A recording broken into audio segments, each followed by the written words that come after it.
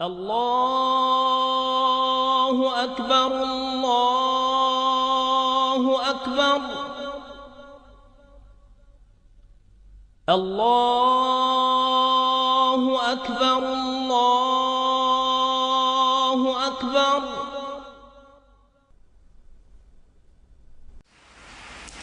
I wish to say finally, as I've said many times before, that this is not a war with Islam. It angers me, as it angers the vast majority of Muslims, to hear bin Laden and his associates described as Islamic terrorists. They are terrorists, pure and simple. Islam is a peaceful and tolerant religion, and the acts of these people are wholly contrary to the teachings of the Quran.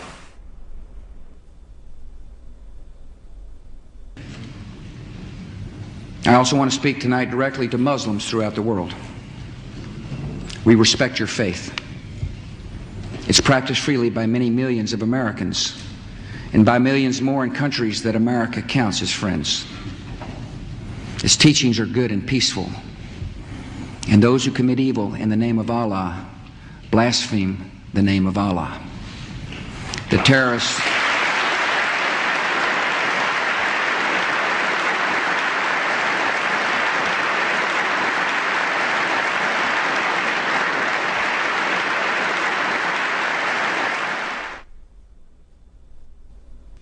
I want you to understand, I want the world to understand that our actions today were not aimed against Islam. The faith of hundreds of millions of good, peace-loving people all around the world, including the United States. No religion condones the murder of innocent men, women, and children. But our actions were aimed at fanatics and killers who wrap murder in the cloak of righteousness, and in so doing, profane the great religion in whose name they claim to act.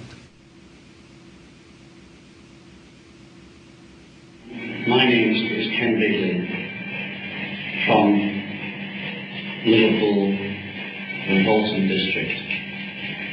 I'm here in Iraq, and I think this is possibly my last chance to speak to somebody who will listen from England. I need you to be compassionate, as you've always said you were, and help me. I don't want to die. حتى نراك طليقة مرتاحة وسنبقى نذبح الكفرة حتى نراك عدت إلى أمك وأبيك أو زوجك وبنيك والله أكبر والعزة لله. الله أكبر.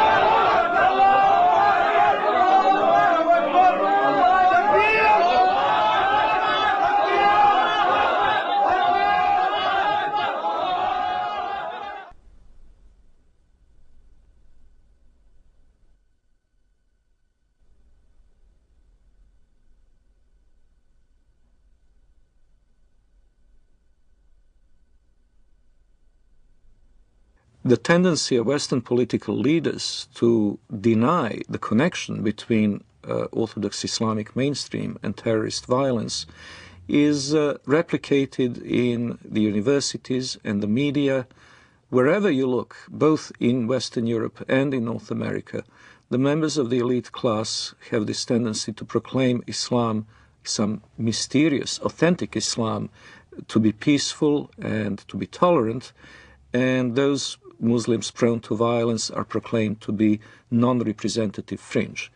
Well, I would really appreciate if people who make such claims could then explain the continuity of violence from the earliest day of Islam, from the earliest days of the Prophet and his immediate successors throughout the 13 centuries of recorded history. The real burning question in the world today is, does Islam and Islamic civilization actually sanction the violence that we're seeing being perpetrated in its name around the world? And to that we have to answer, if we're going to be honest about it, an unqualified yes. The Islamic sources, the Islamic texts, starting with the Quran, but not limited to the Quran, the Islamic texts including the Hadith, Islamic tradition, Islamic theology, Islamic law, the traditions of the interpretation of the Quran throughout history and Islamic history itself all bear witness to the fact that Islam has a developed doctrine, theology, and law that mandates violence against unbelievers. The origins are, of course, in the Muslim desire to impose all over the world the only religion, the only just religion, which is Islam, and the suppression of all other religions in order to establish the rule of Allah over the whole earth. This is a religious duty which binds the whole community and which the Muslim community is obliged to impose, because they are obliged to obey the order of Allah, and this is the desire of Allah as expressed in the Quranic revelation. I believe that those terrorists that want to do harm to others are applying the true Islam that was practiced by Muhammad and his followers in the early stage of Islam.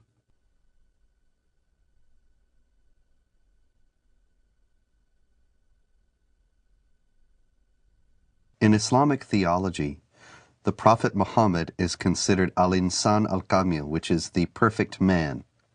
He is the model par excellence to be imitated. He is the person that the more a Muslim is like him, the better off he is.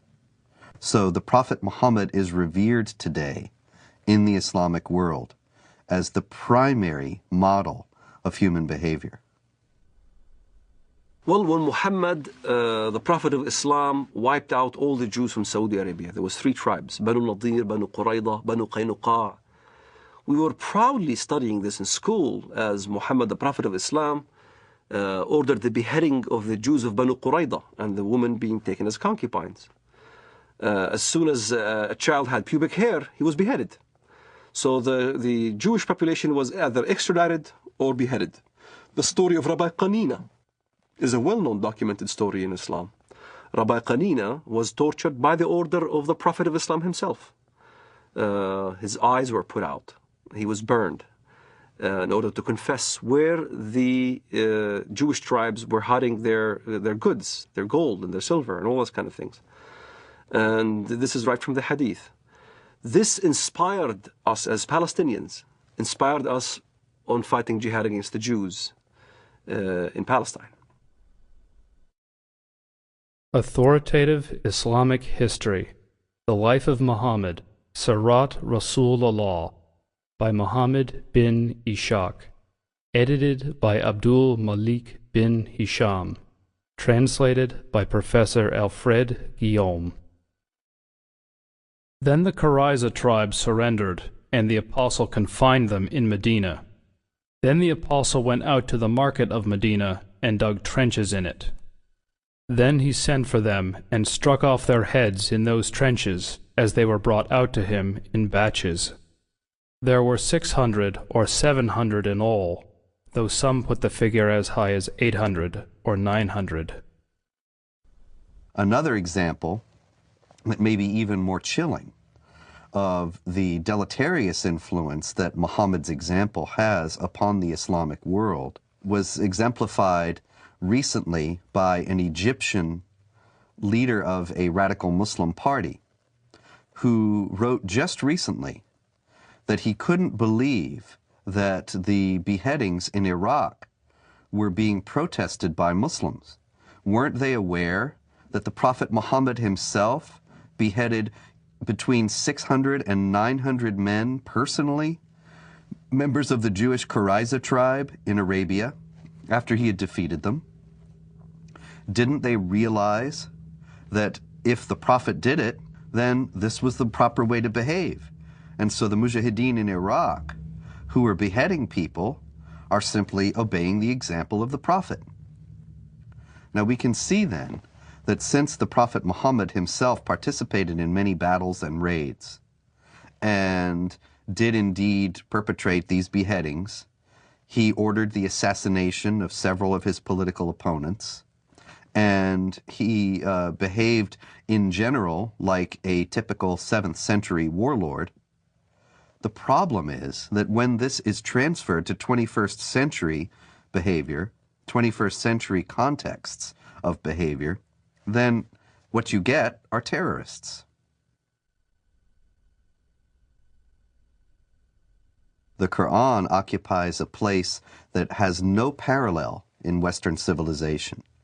The Quran is considered by Muslims and by traditional Islamic theology to be dictated word for word by God himself, by Allah himself, through the angel Gabriel to the Prophet Muhammad. As a result, every word of it is the words of God himself. Every word of the Quran, unless it is canceled by another section of the Quran itself, is valid for all time and cannot be questioned, cannot be reformed, cannot be changed within an Islamic context. This means that moderate Muslims, peaceful Muslims, if they are sincere, have to reject entirely Quranic literalism. But to do so puts them outside the sphere of anything that has been considered Orthodox Islam throughout history, because to do so is to reject the very basic premise of Islam, that this is a book that is dictated by God and is a perfect copy of a perfect book, the al-Kitab, the mother of the book that has existed forever with Allah in heaven. The Noble Quran, translated with parenthetical notes by Dr. Muhammad Taqi-ud-Din al-Hilali and Dr. Muhammad Muhsin Khan. Surah 98, verse 6. Verily, those who disbelieve in the religion of Islam, the Quran and Prophet Muhammad, from among the people of the Scripture, Jews and Christians, and al-Mushrikun, other disbelievers, will abide in the fire of hell. They are the worst of creatures. So the Quran is simply a set of direct commandments or else narratives, descriptions, sometimes very distorted descriptions of Judaism and Christianity. Because of the normative nature of those commandments, the second important body for Islamic jurisprudence and for Islamic polity is the tradition of the Prophet, the Hadith.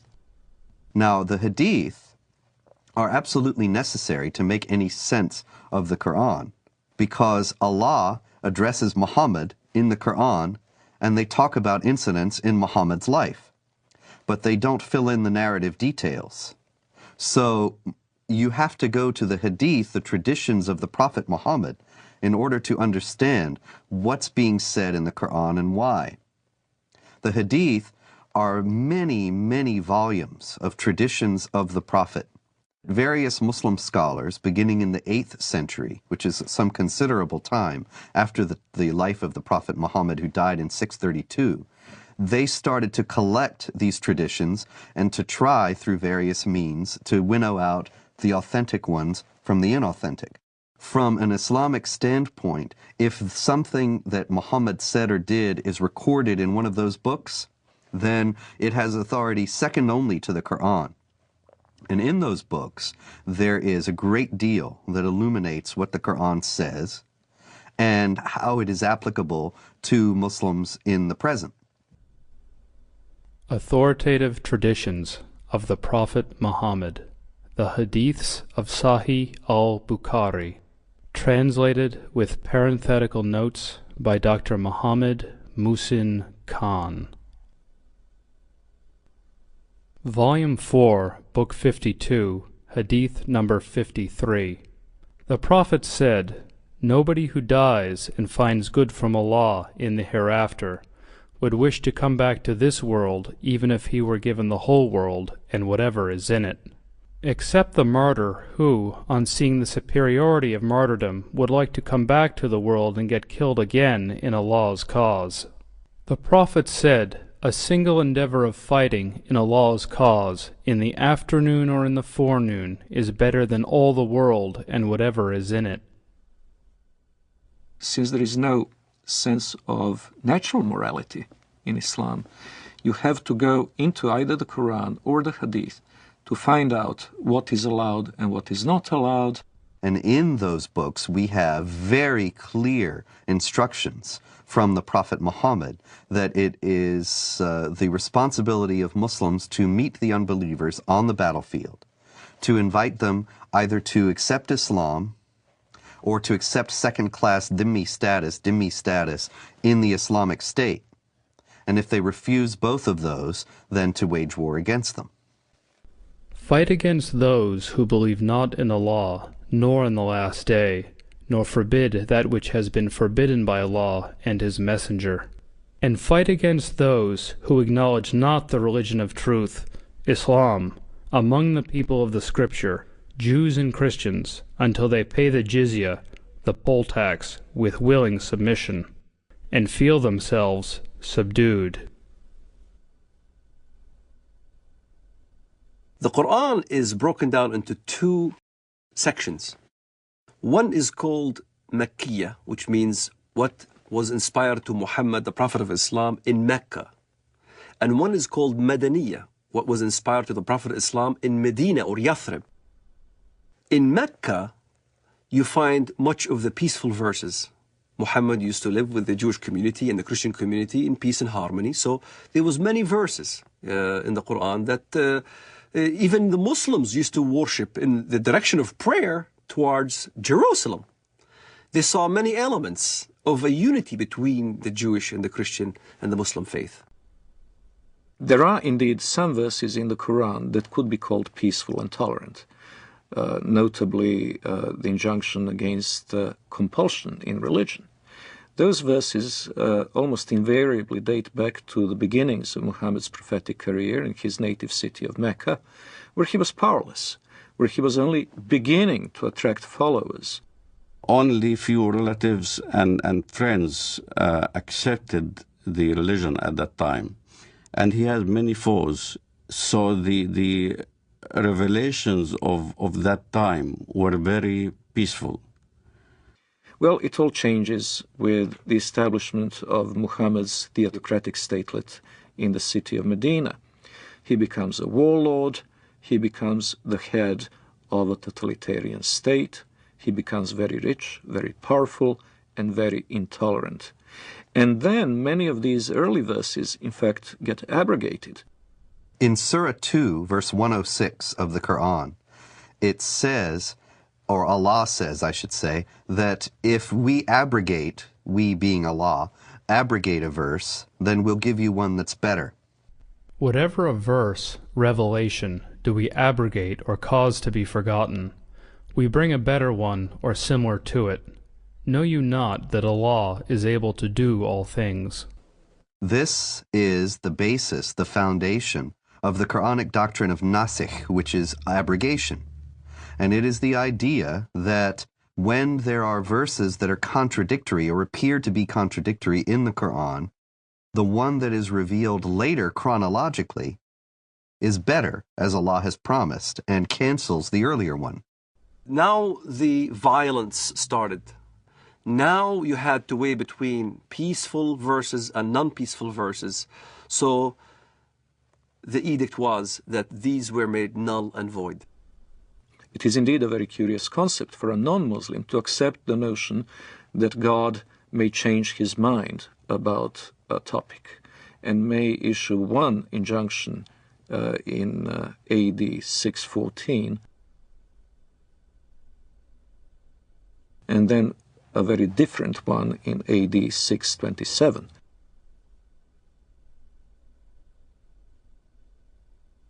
But this is indeed what has happened in Islam. It's very important to understand that the Quran is not arranged chronologically. It's arranged simply on the basis of the longest chapter to the shortest. And so you will find in the book itself some of these more tolerant verses at a later point in the book than the very intolerant ones advocating violence and subjugation of infidels. But that doesn't mean they came into being later on. Quite the contrary. If there is ever a contradiction between two injunctions, the ones that came later on in Medina are the ones that retain their validity, and the early ones from Mecca have been abrogated. The peaceful verses became mansukha, means made null and void, with verses like the verses of the sword. Traditional Islamic theology has it that the 9th chapter of the Quran, Surah 9, is the last revealed in the career of the Prophet. And it is the only one that doesn't begin with Bismillah ar-Rahman ar-Rahim, in the name of Allah, the Compassionate, the Merciful. Some have said that that's because there's no compassion or mercy in this particular chapter, and that it is the Quran's last word on jihad, and in particular on how Muslims should behave toward unbelievers. In it is the celebrated verse of the sword. And what does the verse of the sword say? It's very clear. That when the forbidden months are over, kill the people of the book wherever you find them. Lay siege for them, lay wait for them, lay ambush for them. Kill them wherever you find them. In fact, I converted to Christianity. Muhammad clearly stated that in the ends of days, there will be many who defect from the faith. Kill them when you see them, wherever you find them. So, this is the question that the West needs to understand. What part of kill don't they understand?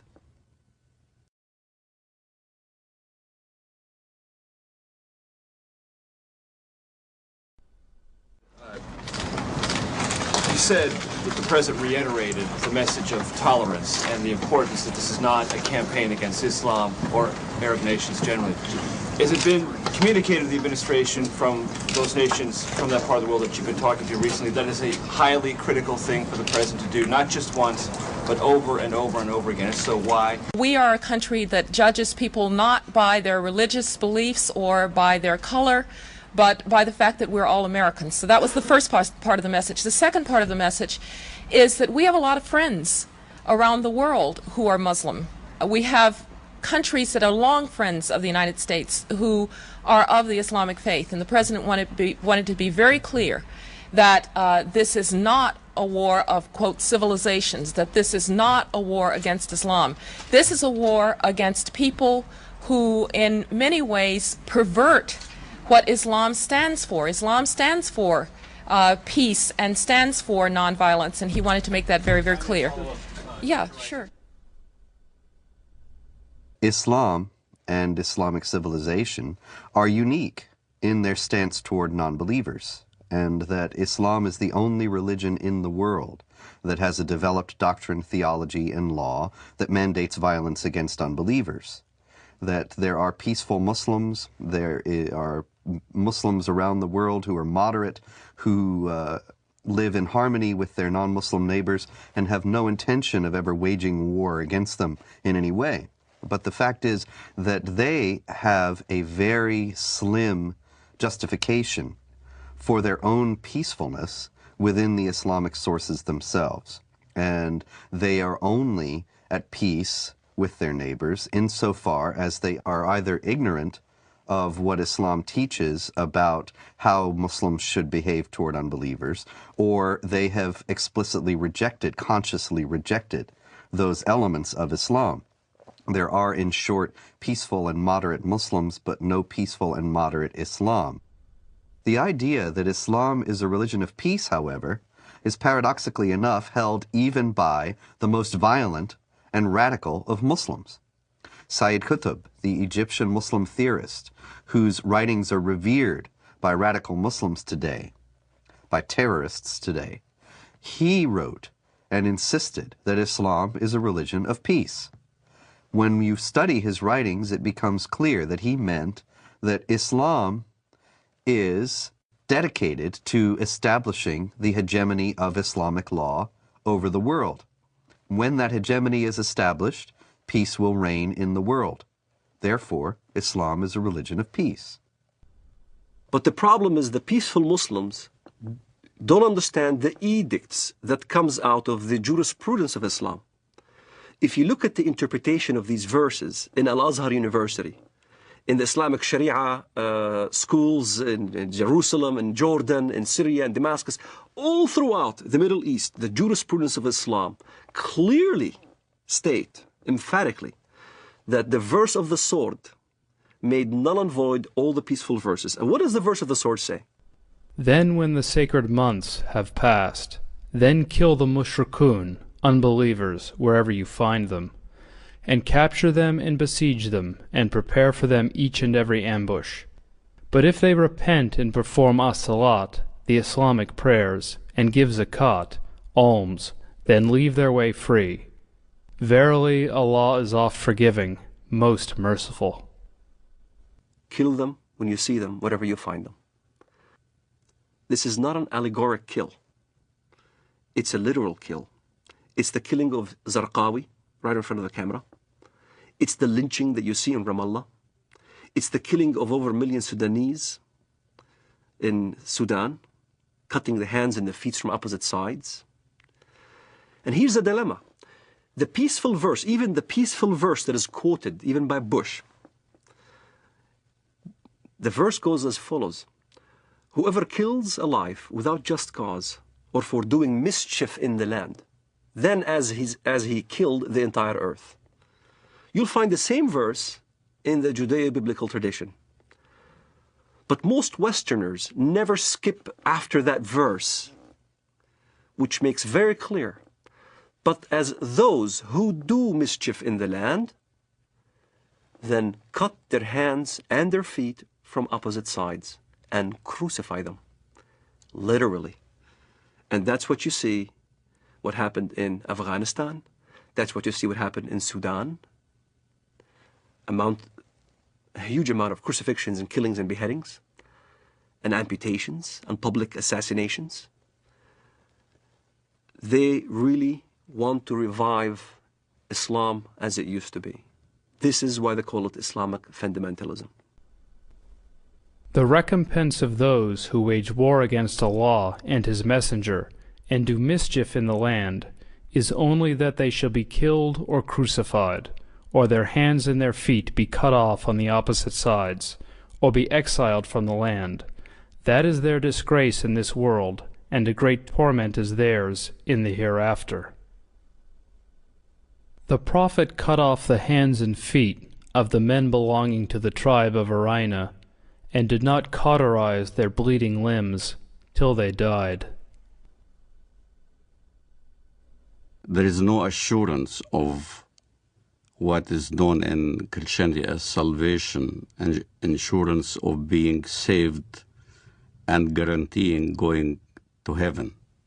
However, there are certain things that can help. So if a Muslim, for instance, died while he was practicing jihad, he is supposed to go to paradise. In the Islamist thinking, the assurance of your salvation is dying as a martyr, in accordance to the verse in the Quran, وَلَا تَحْسَبَنَّ الَّذِينَ قُتِلُوا فِي سَبِيلِ اللَّهِ أَمْوَاتٌ بَلْ أَحْيَاءٌ عِنْدَ رَبِّهِمْ يُرْزَقُونَ. Do not think that the ones who die in the cause of Allah in jihad are dead, but are living. So this assures salvation. This is the calculus behind modern suicide bombing. Many people will say, modern Muslim advocates will say, that Islam forbids suicide, and this is plainly dishonest, because all the advocates, all the defenders of suicide bombing in the Islamic world start out by saying this is not suicide. This is, the intention of the person is not to kill himself, the intention of the person is to kill others, and that is sanctioned because it is Islamic jihad. And if in the process they are killed themselves, that's an unavoidable consequence of their actions, and they will be rewarded with the reward of martyrs in paradise. Quran is quite clear about the heavenly reward for a jihadist who falls fighting in the path of Allah. he will be granted instant access to paradise. And a Muslim paradise is an extremely sensual one. It is full of houris, of black-eyed beauties that will await the martyr, and the gratification that follows is eminently unsuitable for family audience. The Quran contains no guarantee of paradise except for those who slay and are slain in the cause of Allah. Verily, Allah has purchased of the believers their lives and their properties, for the price that theirs shall be the paradise. They fight in Allah's cause, so they kill others and are killed. Then rejoice in the bargain which you have concluded. That is the supreme success. In other words, the guarantee of paradise is for people who are killed while they are killing, to establish the hegemony of Allah or Islamic law in the world. Jihad in Islam can be spiritual or physical. The spiritual jihad is striving to be a better Muslim.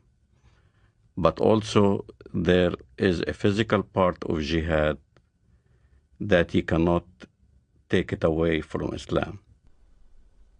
Jihad in Islam means struggle. That's what the literal meaning of the word, struggle. But what the West doesn't understand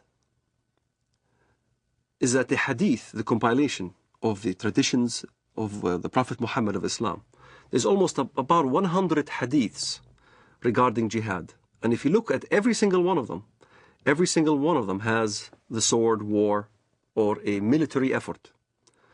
And in the end of the expedition, jihad expedition, he said, now I resort to the jihad within, the jihad that is within, the self-struggle. And as a matter of fact, I had this dialogue with an Islamist one time. He says, Walid, come on, tell the West that jihad means struggle. I said, yes, it does mean self-struggle. You're right. Jihad does mean self-struggle. But so does Mein Kampf.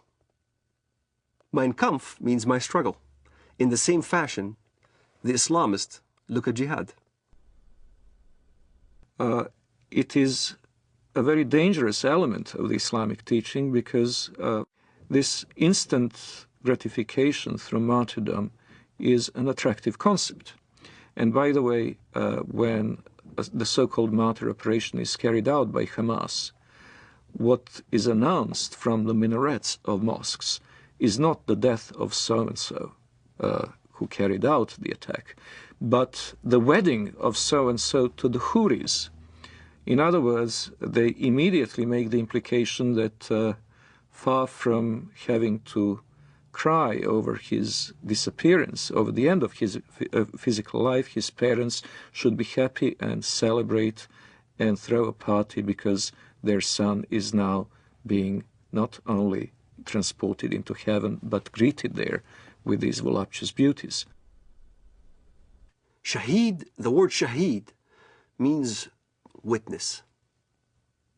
To witness, to testify. To testify there is no God but Allah and Muhammad is his messenger. And you die as a shaheed for that cause. You're a witness. You're considered a witness, a martyr. And a martyr becomes glorified. Your family will glorify you after you die. To a Muslim fundamentalist living in the Middle East, I had to be initiated. I had to basically either kill my first Jew or destroy my first Zionist infrastructure. I had to prove, beyond shadow of a doubt, that I was worthy.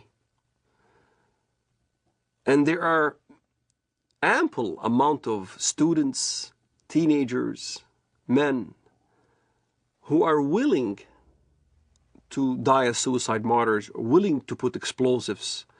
The martyr application is filled. There are many applicants. There's not enough bombs to fulfill the applicants. And to get on one of those missions, indeed you must have been chosen. You must have been really good. You must have been violent enough.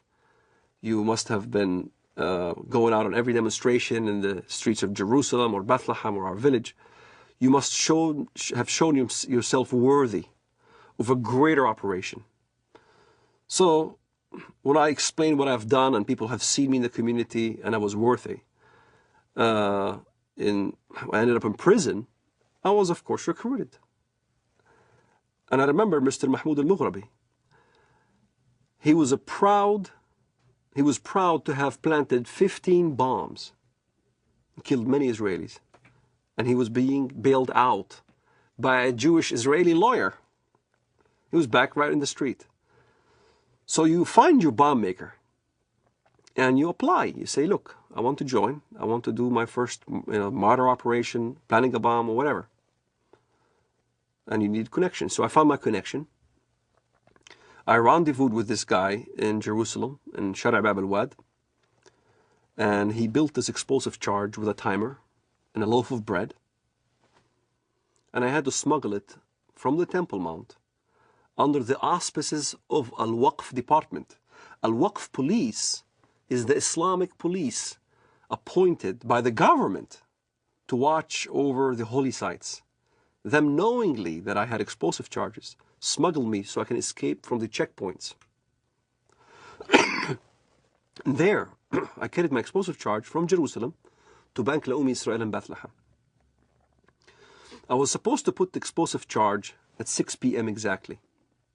I was supposed to have this explosive charge in my hands at 6 p.m. exactly. 5 to 6, I saw some Arab children running around, and I didn't want to kill any Arabs. So I decided to place the explosive charge on the roof. I tossed it on the roof. At 6 p.m. it went off, and there was this big explosion. I looked behind me, I see this thick black smoke coming out of the building. And I started running. That's the moment I first got a glimpse of the reality of killing.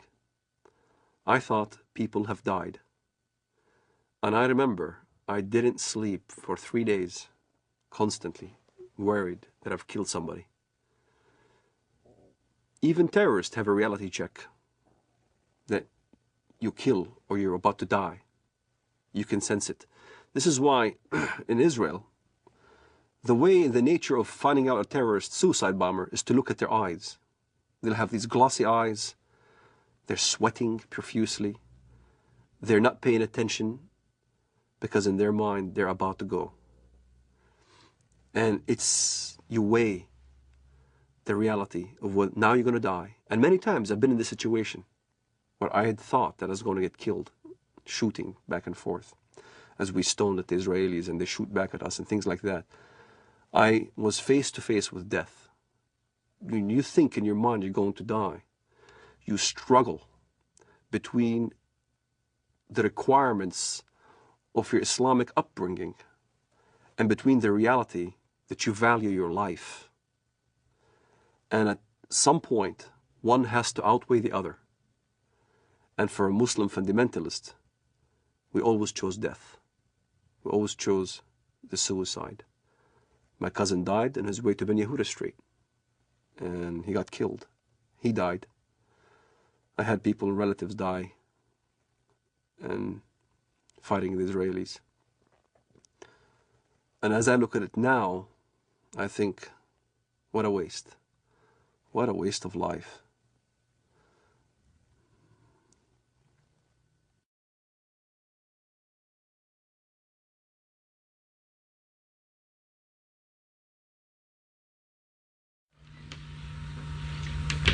Okay, and then we say goodbye and shake hands. Okay?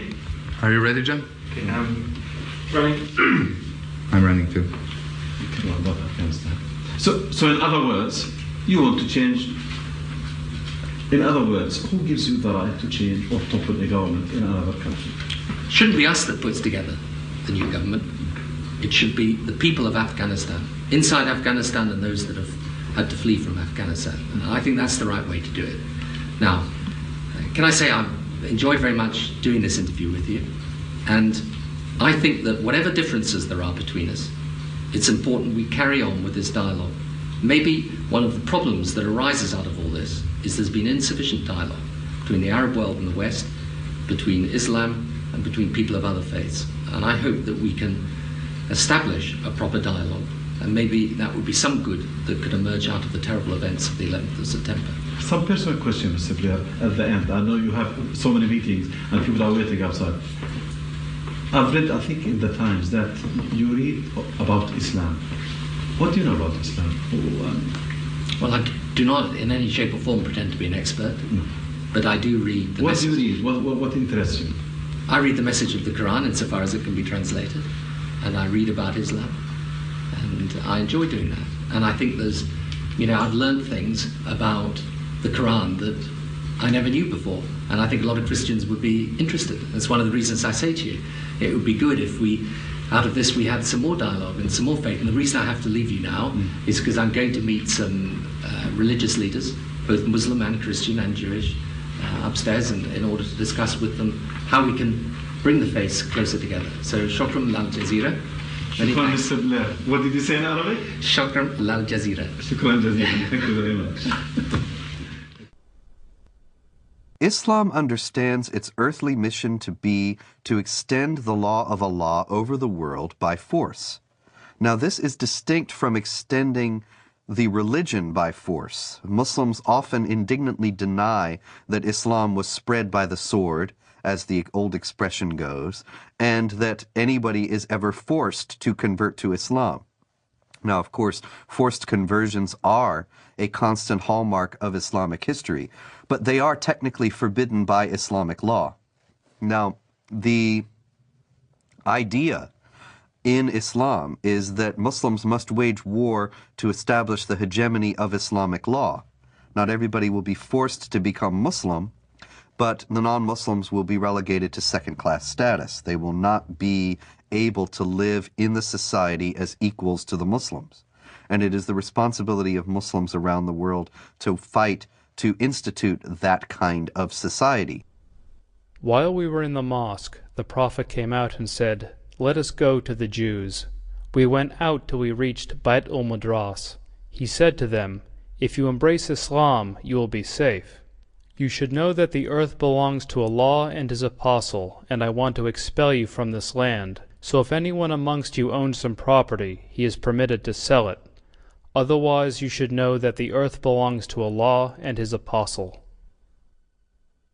The Muslims see the extension of jihad as a war liberating the infidels from their infidelity and a privilege for them to enter in the religion of Islam and to abandon their wrong belief. So jihad is seen as a favor which is given to the infidel population in order to change their ways and convert to the true religion, Islam. It is not for a prophet that he should have prisoners of war and free them with ransom until he had made a great slaughter among his enemies in the land. You desire the good of this world, the money of ransom for freeing the captives, but Allah desires for you the hereafter, and Allah is Almighty, All-Wise. In the Muslim thinking, in the Muslim Sharia, the way the world is depicted is in two houses. It's called Dar al-Islam or Dar al-Harb, the house of Islam or the house of war. So the whole world is under these two houses. If you're not a Muslim, you're under the house of war. Yet in the West, the apologists, Islamic apologists would say, no, that's not accurate. It is the house of peace and the house of Islam. And in fact, that's not accurate. If you look at the hadith and if you look at what comes from the highest jurisprudence in the Middle East, that's what is being taught. يعني أنا لدي طفل من الآن أعده للشهادة إما شهادتي أنا أو هو فأقول له أن الله عز وجل قد جعل هنالك جنة واسعة فيها ما لا عين رأت ولا أذن سمعت ولا خطر على قلب بشر. هو بيسألني يعني إذا أنا عملت عملية وفجرت نفسي هل إلي يعني ربنا عز وجل بيعطيني اللي بدي اياه، بيعطيني سيارات، بيعطيني بارودي اطخ فيها، بيعطيني العاب. قلت له كل ما تطلب. وهل هذا حصل؟ شيء تطلبه هذا فعلا حصل. وهل حصل بينك وبين ابنك يعني؟ هذا فعلا حصل.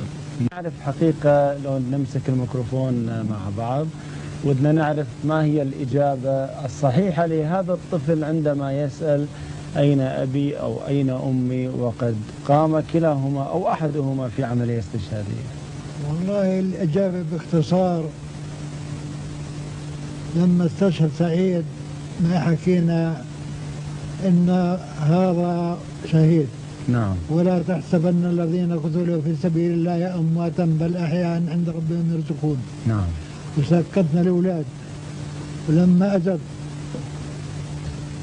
التلفزيون أظن أبو ظبي نعم. أو غيره قلنا لهم إحنا مستعدين نقدم أولادنا الأربعة. نعم. فطلع هذا الصغير قال وأنا ليش لا؟ وأنا أتمنى أن أكون شهيدا في سبيل الله وأن أقتل عددا من اليهود والكفار الذين أشركوا بالله ورسوله واتبعوا دينا غير لم يشرعه الله ولم يذكر في القرآن الكريم. نعم. وأنا عمري 12 سنة. ما شاء الله. وأحفظ القرآن الكريم. ما شاء الله. الله يحفظك ويجعلك مجاهد إن شاء الله في سبيل الله.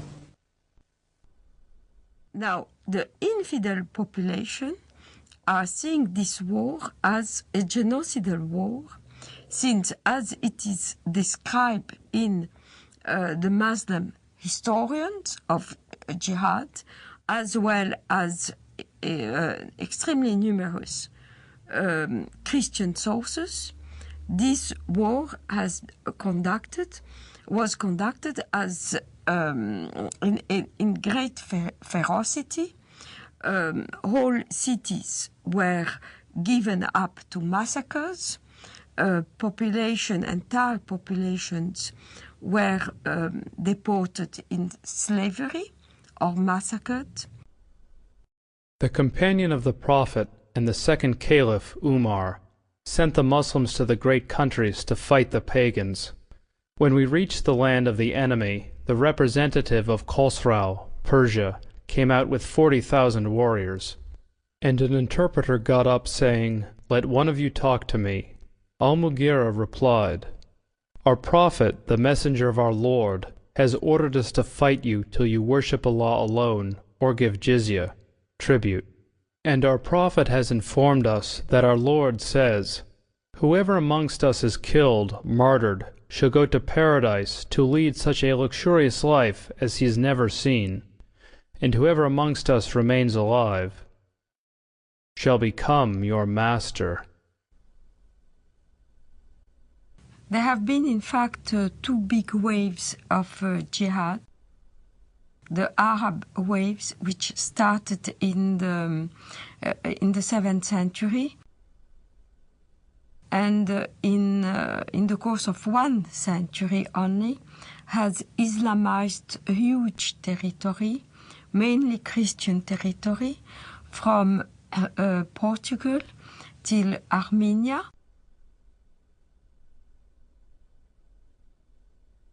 But also Islamized Persia, which was not Christian, mainly Zoroastrian, except for Iraq, which was mainly Christian in the north and Jewish and Christian in the south.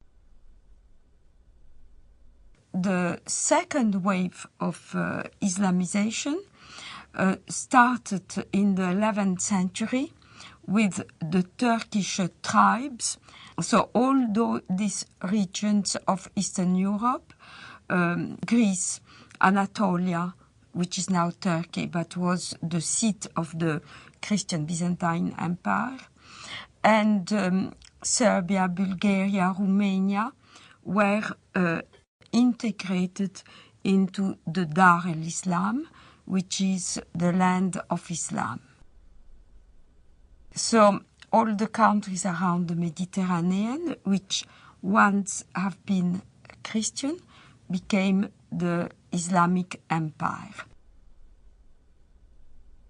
This Turkish wave lasted from the 11th century till the 17th century, where the Turkish army were stopped at the gate of Vienna in 1683.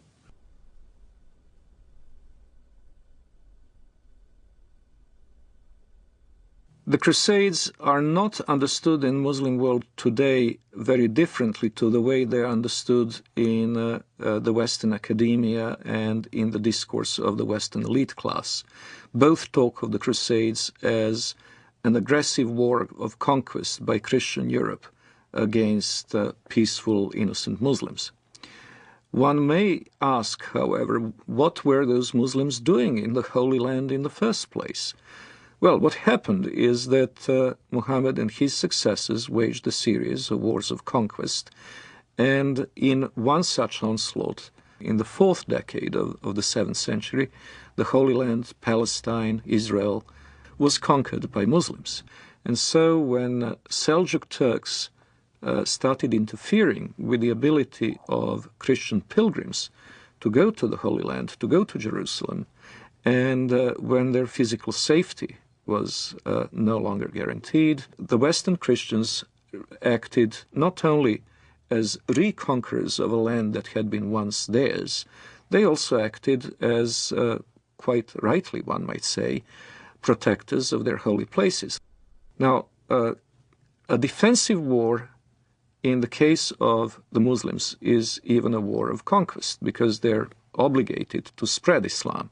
But a land which had once been Muslim, in particular, must be reconquered, and the jihad is the rightful name of that war of reconquest. So they could never accept the Crusader states in Antiochia and Jerusalem, because they were Dar-ul Harb reinstated into Darul Islam. And this is a contemporary aspect of the Israeli-Palestinian conflict, of which many Westerners are not fully aware. Exactly the same psychology that prompted Saladin and others to fight the Crusaders is now motivating Hamas. In both cases, it is not only a matter of the nationalistic desire of Arabs to expel European or Jewish settlers, it is also the Quranic obligation of all good Muslims to make sure that the land once ruled by Muslims will be reverted to their rule. From the British historian Hilaire Belloc's The Great Heresies, 1938. It has always seemed to me possible, and even probable, that there would be a resurrection of Islam, and that our sons or our grandsons would see the renewal of that tremendous struggle between the Christian culture and what has been for more than 1,000 years its greatest opponent. The suggestion that Islam may re-arise sounds fantastic, but this is only because men are always powerfully affected by the immediate past. One might say that they are blinded by it. But not so very long ago, less than 100 years before the Declaration of Independence, Vienna was almost taken, and only saved by the Christian army under the command of the King of Poland, on a date that ought to be among the most famous in history. September 11th, 1683.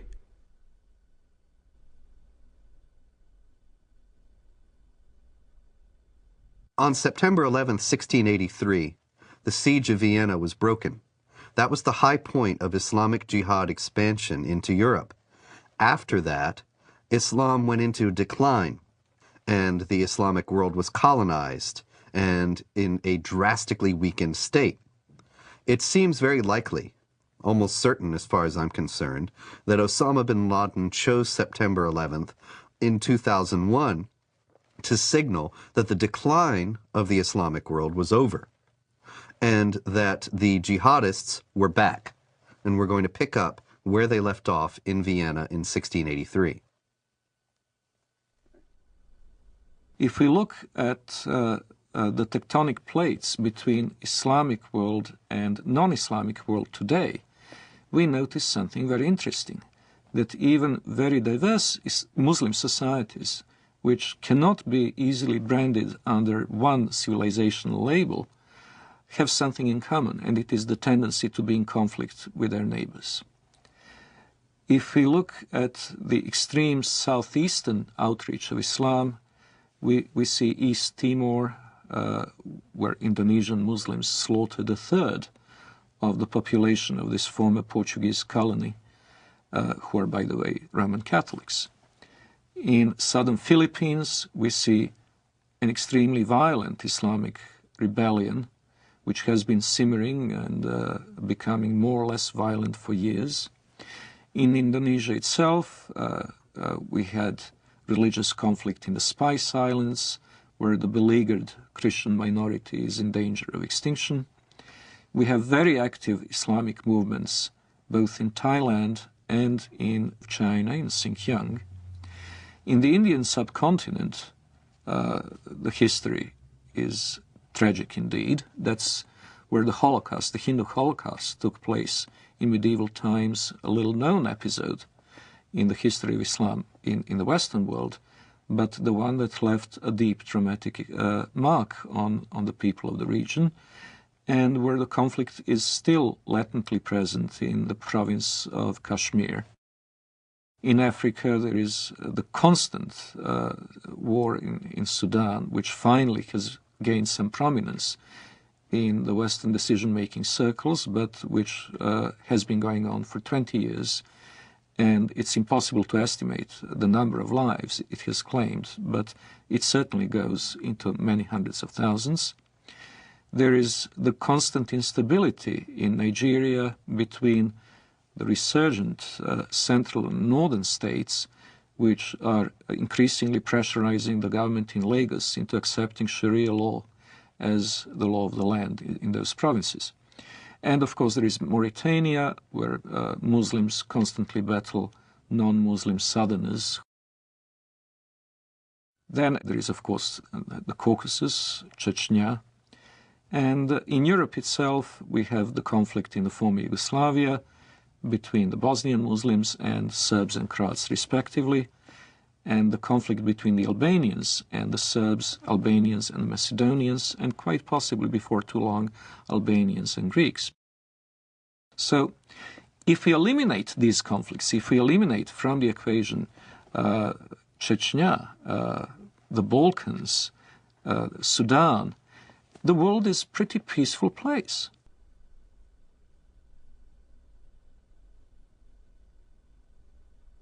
If we eliminate from the terrorist equation, terrorist acts carried out by the Muslims over the past 5 years, we would come to realize that the war on terror is unnecessary because terror is not a very big problem.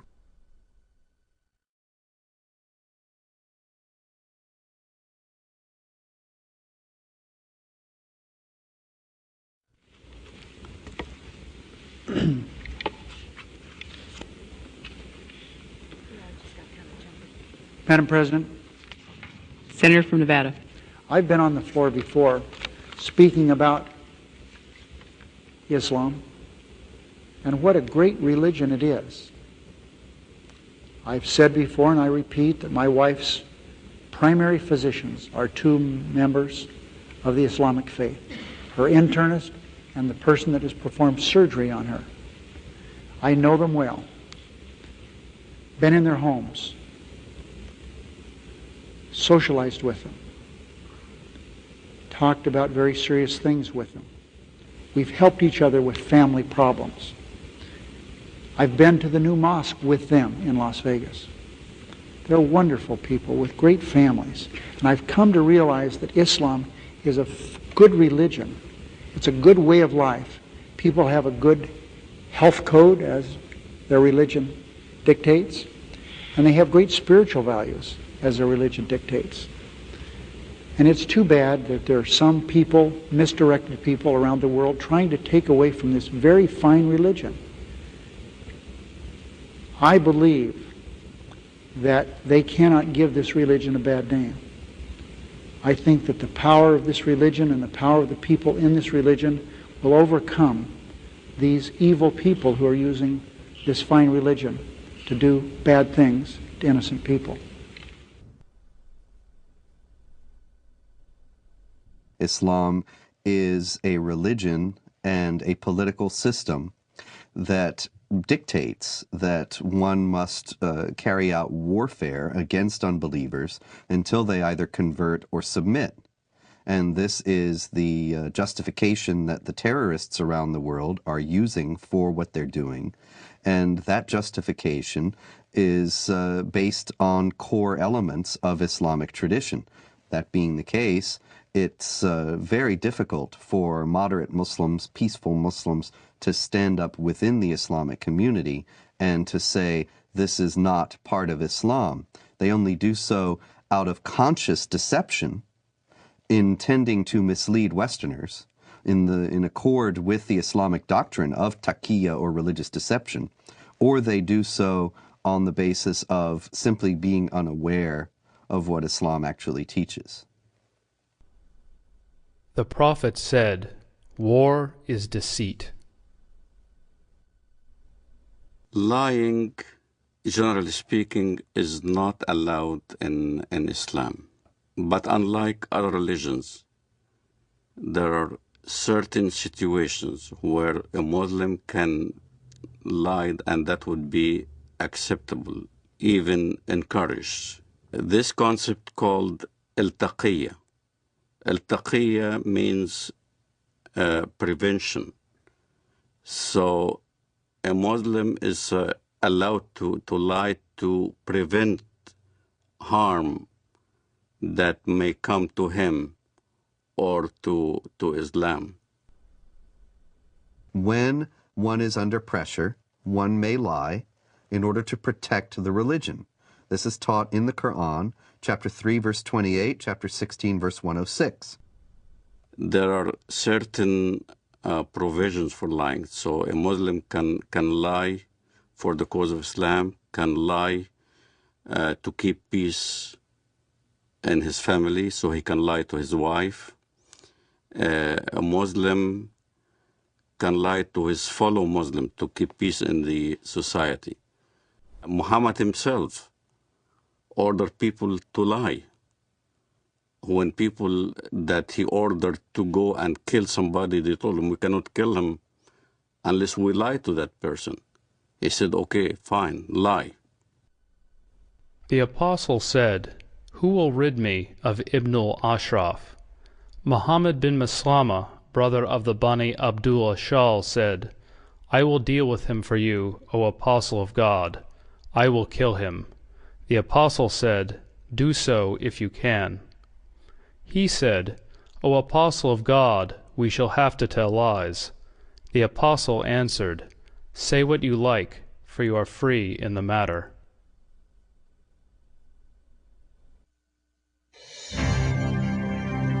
America is a land of diversity and service. I'm an African American. My forefathers overcame the trials of slavery. I am Native American. I am a journalist, wife, and mother. I'm of European heritage. One of my ancestors was a member of the Continental Congress. I'm Hispanic American. I've been a Girl Scout since I was 6 years old, and now I'm a troop leader. I served in our nation's armed forces, as have many of my relatives. My father served 2 tours of duty in Vietnam. Another fought for freedom at Gettysburg. 2 of my uncles fought for our country in the Korean War. And I am an American Muslim. And I am an American Muslim. And I am an American Muslim. I am an American Muslim. Muslims are part of the fabric of this great country and are working to build a better America. The spokesmen for Islam in the Western world know how to play the game. They know how to present their cause in the way that is not only regarded as acceptable by the societal mainstream, but also reasonable and even, one might say, just. They will appeal to democratic institutions and their human rights, in the full knowledge that given the power to do so, they would abolish those institutions and deny those rights to others. The Prophet said, "By Allah and Allah willing, if I take an oath and later find something else that is better than that, then I do what is better and expiate my oath." When I used to be working as a translator at the Loop College in Chicago, the fundraising for jihad movements, for the PLO at that time, we would do the translation for the announcements or the flyers that we hand out or we put on the walls of the college. And I remember the Arabic would be basically the facts. Bring your friends. We were intending to raise funds to support our jihad brothers in Lebanon, whether they're fighting in southern Lebanon against Israel or whatever. And then comes the English part. In the English part, it'd be the standard. We will be conducting a Middle Eastern cultural party. You're welcome. We will be serving lamb and baklava. So the West doesn't understand, as when we get together as a group, our conversations are different. As soon as a Westerner would come into the scene, then the whole conversation changes. It becomes palatable to a Western mind. When I used to go to work, let's say, during the Gulf War, I used to go to work at an American company. And everybody would be hovering around a TV set as soon as there's a Scud missile hitting Riyadh or something like that. And everybody will be distraught, unhappy if a Scud lands in the American camp. And I will be standing there right amongst the American employees. Oh, that's too bad, you know. Oh, that's too bad. I'm sorry that, you know, we had loss of life.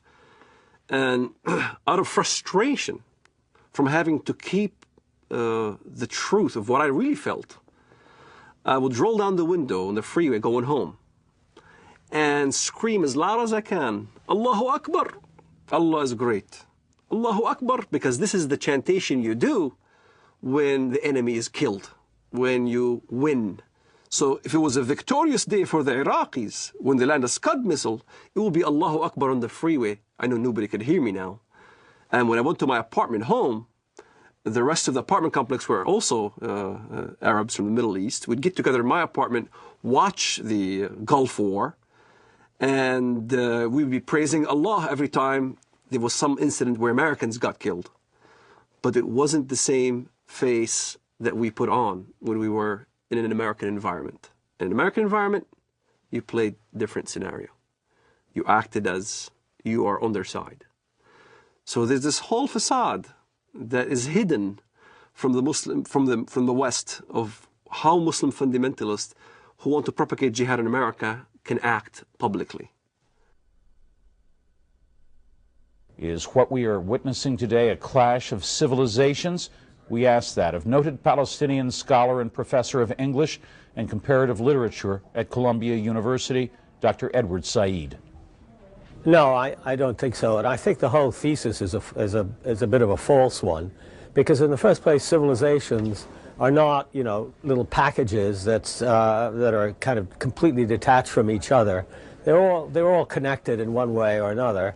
And, you know, so-called Western civilization has many elements of Islamic and Confucian and Latin American and Russian, all the things that... The basis of prophet of this new version of Islam as a religion of peace and tolerance was Edward Said, who established in all universities and in academia this Islamic vision of peace. On this basis, the whole history of dhimmitude and jihad disappeared. Edward Said, who in his book Orientalism posited that criticism of the Islamic world on the part of Westerners was racist and imperialist. It is spread in order to make political points, to accustom Westerners to the idea that Muslims are here to stay in the United States and that they must not be questioned in terms of their loyalty to the secular framework of Western society, of the United States and of Europe as well. that they must not be questioned in this, despite Islam's historical, political character, because Islam is a religion of peace. And this fiction has become so entrenched in American public discourse as to be practically beyond question, such that anybody who does question it is immediately branded as a racist, a hate-monger, a bigot. And this is a very effective tool in a country where racism is the cardinal sin above all, to silence any effective debate about the continuing attachment of Muslim immigrants to Sharia law and their intentions toward the secular systems in which they now reside.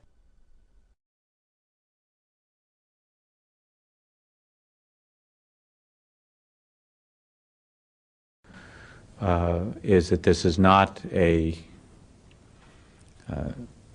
clash against Islam or Arabs. This is about freedom, not culture. It's about working with Islamic governments who want to move forward into the modern world, working with Islamic governments who see their face as the face of peace, and working against the violence and the terror and the people who would seek to hold back the world and would seek to disrupt peace and freedom for others. And so that is what it's about for us. The true faith of Islam, we believe, is a religion of peace, and we intend to work with them in that regard. The true faith of Islam, we believe, is a religion of peace. Islam has to be known as more than a religion. The idea that Islam is a spiritual religion like, for instance, Christianity, is completely incorrect. It would be incorrect to describe Islam as primarily, let alone solely, a religion. Since its early beginning in Muhammad's lifetime, it has also been a geopolitical project and a system of government, a political ideology, if you will. Islam from its beginnings was both a religion and a system of government. For example, the Islamic calendar doesn't base year one from the time that Muhammad was born or the time that Muhammad received his first revelation from God, which I think are both what Westerners might expect, but from the time that Muhammad became the leader of an army and the head of state in Medina. This is the beginning of the Islamic calendar because in the Islamic understanding, Islam is a political and social system as well as an individual faith. In Islam, the separation between temporal, secular, and religious power is not only impossible, it is heretical. Only in the complete blending of all aspects of human activity and all aspects of political and legal functions of the state can we have the caliphate, the properly organized state that is pleasing to Allah. When Westerners think of religion, whether it's Islam, Christianity, Judaism, Hinduism, and all the isms in the world, Westerners think that it's a personal issue. A Buddhist will go to the temple and peacefully worship whatever he does, meditates, contemplates. A Jew goes to a synagogue and does his mitzvot, his good deeds. A Muslim goes to the mosque, pays zakat, alms, or go to the pilgrim al-Hajj in Mecca, or a Christian goes to church on Sunday. They think it's a personal issue, that religion is a personal issue. So when they look at Islam, they compare Islam with the way they understand religions. And that's the first mistake. Islam is not a religion for personal use. Islam is Sharia law. Islam is a form of government to the world first, then to a personal application. It is not just how you pray or whether you pray towards Mecca. It's how you dress. You dress in Arab culture. You speak Arabic. You can't go to heaven unless you pray in Arabic. You can't read the Quran in English and expect to get good deeds to go to heaven. You read the Quran in Arabic. It becomes an imperialistic system that everybody now must speak Arabic, think Arabic, practice the religion in Arabic. It's a form of law, not just in how you eat, but how you get married, how you deal with your government, how you deal with your military, how you deal with the youth, how you deal with women. Every aspect of your life becomes Islam. Everything is Islam. The Jews brought to the Prophet a man and a woman from amongst them who had committed adultery. The Prophet ordered both of them to be stoned to death near the place of offering the funeral prayers beside the mosque.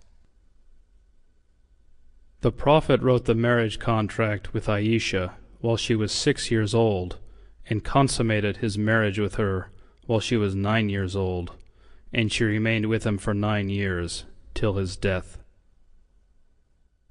In no way is Islamic Sharia, Islamic government, compatible with Western understandings of human rights and freedom of conscience. Traditional Islam forbids conversion from Islam, forbids anyone to leave Islam. There's no way out. And it forbids Muslims and non-Muslims to live as equals in society. It mandates the second-class status of non-Muslims, forbidding them to hold authority over Muslims, forbidding them to hold certain jobs as a result. It even mandated in history that houses of worship of Jews and Christians were neither to be built or repaired, making the communities relegated to a perpetual state of decline. O you who believe, take not the Jews and the Christians as awliya, friends, protectors, helpers. They are but awliya to one another. And if any amongst you takes them as awliya, then surely he is one of them. It is not possible for a non-Muslim living in a Muslim society to invoke his civil rights and human rights that would be independent or separate from the Sharia concept. He is expected to submit to Sharia willingly, and if he accepts his dimitude, the position of a dhimmi, he will be a protected person. A protected person is someone who is in fact a willing subordinate to the Muslim overlords. We saluted the Prophet as he stood praying, and he came out to us, and we told him that we had killed God's enemy. He spat upon our comrades' wounds, and both he and we returned to our families. Our attack upon God's enemy cast terror among the Jews, and there was no Jew in Medina who did not fear for his life. The hadith very clearly says, the hadith, which is what Muhammad said, I have been ordered to fight until everyone says that there is no God but Allah, and Muhammad is the messenger of Allah. So this is how Islam spread to North Africa. This is how Islam spread all the way to Indonesia. This is how Islam spread in the Middle East. Syria was not a Muslim country. Lebanon was not Muslim. Saudi Arabia even was a mixed multitude. All throughout the Middle East, that's how Islam spread, was by the sword. This is why you don't see any synagogues in Saudi Arabia. You don't see any churches in Saudi Arabia. Christianity virtually is non-existent. Even in my village in Bethlehem, Muslims are taken over. There's only 20% left of the Christian population. In Lebanon, Christian Lebanese are moving by the droves. Hezbollah there is very active. Lebanon used to be a Christian nation. Now, all of a sudden, it's being Islamized. So, Islam is moving.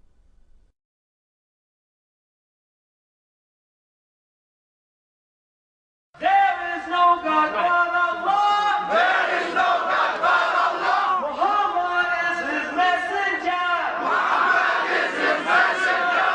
La ilaha illallah. La ilaha illallah. Jihad fi sabilillah. Jihad fi sabilillah. Follow the Holy Quran. Follow the Holy Quran. Follow the Holy Quran. Follow the Holy Quran. There is no God but Allah. There is no God but Allah. Muhammad is his messenger. Muhammad is his messenger. Unite Muslims everywhere. Unite Muslims everywhere. Unite Muslims everywhere. Islam is the latest. All right, here we go. Allahu Akbar.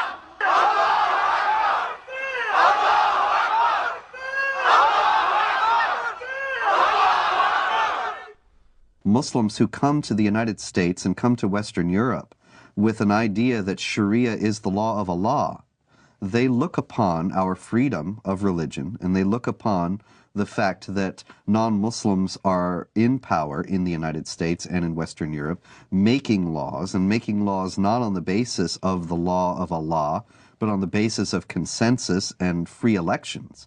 They look upon all that as a manifestation of jahiliyyah, or unbelief, the pre-Islamic period of ignorance, as the times in any nation's history before it became Muslim is referred to.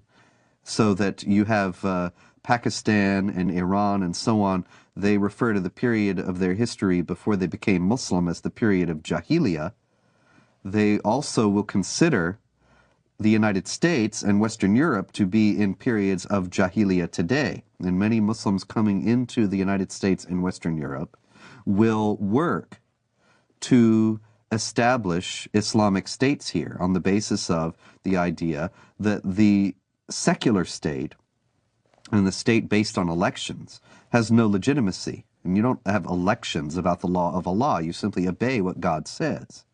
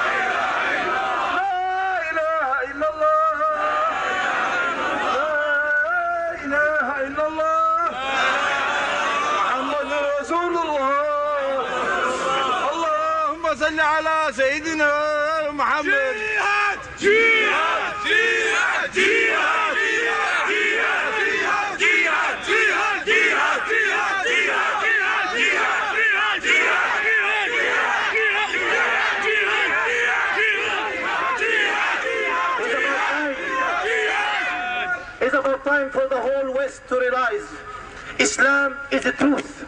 As a matter of time, Islam got to be implemented. And the giant of Islam and the giant of the Islamic State is going to rise up again. And it's going to be a fact. And it's going to be a true fact in reality. Look, the Muslims in Egypt, they go for Islamic State. Look in Bilad al-Haramain, jihad for the sake to establish the Quran. Look in Iraq, look in Afghanistan, in Uzbekistan, in Pakistan, even in Europe, people calling La ilaha illallah, Muhammad Rasulullah. It's a matter of time. It's a matter of time the Sharia will be implemented and the Muslim Ummah will be united.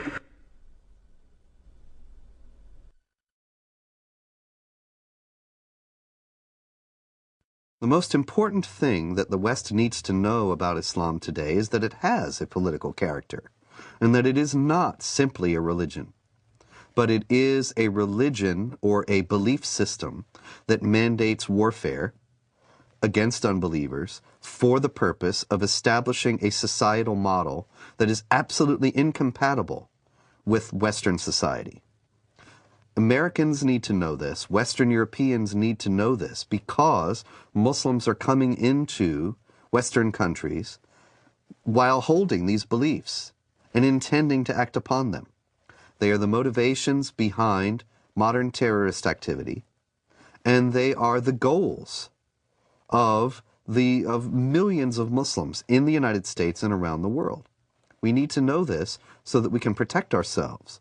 But unfortunately, because of political correctness and because of media and general government unwillingness to face the sources of Islamic terrorism, these things remain largely unknown. Islamic fundamentalism is a sleeper cell in America.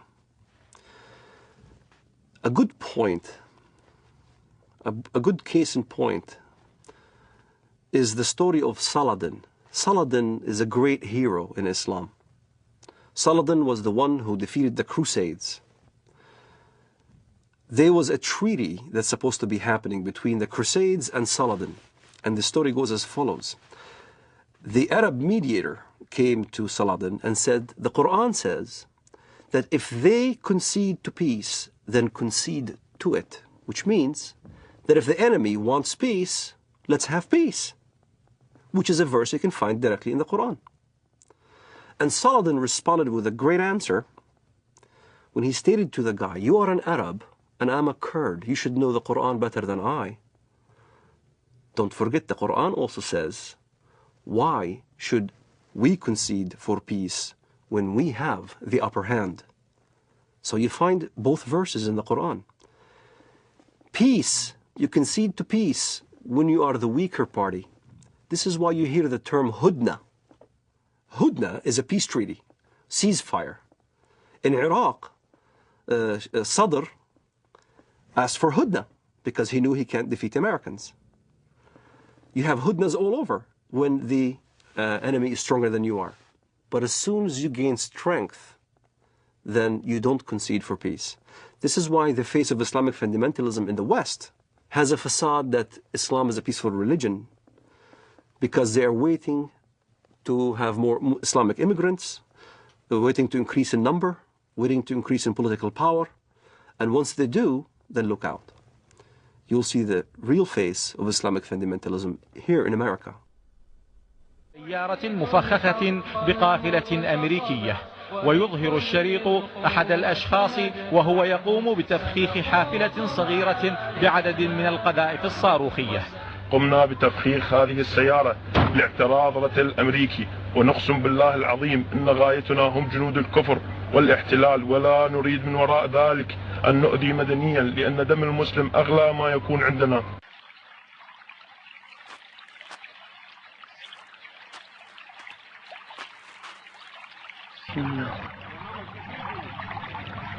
الله أكبر الله أكبر الله أكبر الله أكبر الله أكبر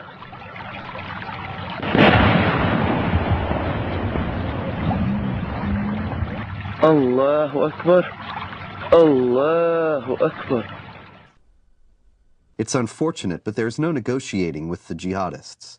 There is no striking a deal with them. Islamic law is very clear on that, and here once again is an example. We need to take Islam seriously. Islamic law does not allow for treaties. It does not allow for negotiated settlements between Muslim states and non-Muslim states. All it allows for is a temporary period of up to 10 years of hudna, or what is commonly translated as truce, to allow the Islamic forces to gather their strength. But that's not the same as peace as we know it. That's not the same as the absence of a state of war. That's only a temporary lull in a war that the jihadists consider has gone on for 14 centuries and are willing to fight for 14 more. So when you meet, in fight, jihad in Allah's cause, those who disbelieve, smite at their necks, till when you have killed and wounded many of them, then bind a bond firmly on them, take them as captives. Thus you are ordered by Allah to continue in carrying out jihad against the disbelievers till they embrace Islam, are saved from the punishment in the hellfire, or at least come under your protection. But if it had been Allah's will, He Himself could certainly have punished them without you. But He lets you fight in order to test you, some with others. But those who are killed in the way of Allah, He will never let their deeds be lost. In Islamic thinking, the world is divided into the house of Islam, where Islamic polity has been established, where Allah rules supreme, and the house of war, which is the rest of the world. This dichotomy is reminiscent of other totalitarian ideologies, and most explicitly communism. Both communism and Islam seek the end of history in this world. The end of history will come when either the whole of our planet becomes Dar ul-Islam, or else when the proletarian revolution brings the avant-garde of the working class to power all over the world, which will be the end of state, the end of money, and the end of class oppression. In both cases, it is possible to have a period of truce. It is possible to have what would be called in modern parlance peaceful coexistence. But that peaceful coexistence is a tactical ploy and not a permanent solution. Allah's apostle said, "I have been ordered to fight with the people till they say, none has the right to be worshipped but Allah." If we consider that if only we changed our policies toward Israel, and if only we changed our policies toward Iraq, or changed our policies toward something else, if only we hadn't taken out the Mossadegh regime in Iran in 1953, and other things people have said to me, these ideas are ridiculous. They're based on a fundamental misunderstanding of the motives and goals of the jihadists. This is not a conflict that was created with the creation of the State of Israel, or a conflict that was created when American armies went into Iraq. The global jihad has gone on without interruption, without significant interruption, since the 7th century. And it only declined in force and activity at periods when the Islamic world was too weak to prosecute it. The question now that we have to ask ourselves is, do we want to preserve our Judeo-Christian values and our own civilization, or do we choose to go toward a dimitude, an enlarged dimitude in Europe, which will engulf the whole of Europe? Maybe not America, but America will be isolated because it will have to deal in geopolitics with the Islamized demi-Europe. And these are problems that have to be taken into consideration by Europeans themselves in choosing their identity and their future, freedom or dimitude, and by Americans also. In order to defend itself against the onslaught of global jihad, which is coming in the century ahead, I have no doubt of that, the West would need to redefine itself and to say what exactly is the geographic and cultural space to be defended, and in the name of what. Defending it in the name of a tepid, lukewarm ideology of multiculturalism is impossible. Multiculturalism and postmodern liberalism are not worthy dying for. They're not something that can inspire people to do what their ancestors had done at Poitiers and at the walls of Vienna in 1683. What global jihad has on its side is simple-minded commitment of millions of people to not only spread the faith, but also better themselves at the expense of the infidel, in the first instance through immigration, and later on, if necessary, by other means. What the West needs to understand about Islam is that Islam has the potential of replacing the dangers that we just kind of did away with, Nazism and communism. Like Nazism and like communism, Islamism, the end justifies the means. There is no respect for national borders, and the whole ideology is to promote their way of thinking and promote their way of life throughout the entire world. That's what's being taught in the Middle East. That's what's coming out from all the jurisprudence in Al-Azhar in Saudi Arabia and all throughout the Muslim world, is that Islam will conquer and will continue to conquer until it triumphs, until everybody in the world says there's no God but Allah and Muhammad is his prophet. أنصحكم لله يا أمريكا ويا بريطانيا ويا أنتم